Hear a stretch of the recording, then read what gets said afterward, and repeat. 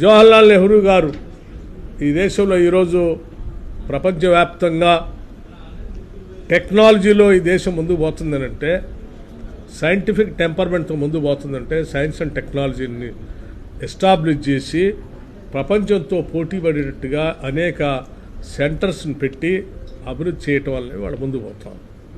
లేకపోతే కొన్ని మూఢ విశ్వాసాలతో కూడినటువంటి వాళ్ళు సైంటిఫిక్ టెంపర్మెంట్ లేకుండా ప్రపంచంతో పోటీ పడకుండా ఉండేటువంటి వాళ్ళు ఈ దేశాన్ని అభివృద్ధి చేయగలిగేటువంటి వాళ్ళు కాదు.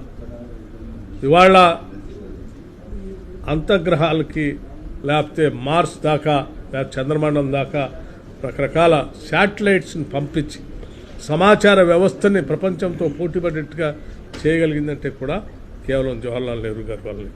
విద్యా విధానం పైన కానీ, లేకపోతే వ్యవసాయ రంగం పైన కానీ, లేకపోతే పారిశ్రామిక రంగం పైన కానీ, ప్రభుత్వ రంగ సంస్థలతో వ్యవస్థని, ఆస్తుల్ని, వనరుల్ని దేశానికే ఉంచాలన్నటువంటి ఆలోచనతో వేసినటువంటి పునాదులే ఈరోజు దేశాన్ని బతికిస్తున్నాయి.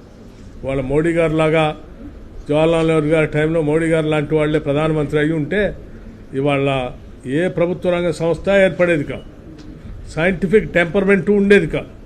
మొత్తం ఒక మూఢ విశ్వాసాలతో ఈ భారతదేశం ఎంతో వెనకబడిపోయి ఉండేది.